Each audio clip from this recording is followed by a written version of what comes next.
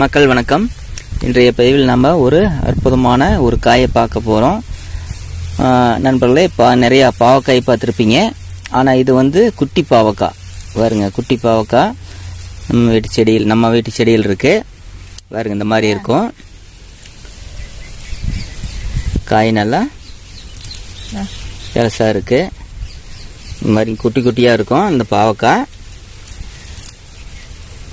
பாருங்க, நம்ம வீட்டு செடியில் நிறையா காய்ச்சிருக்கு.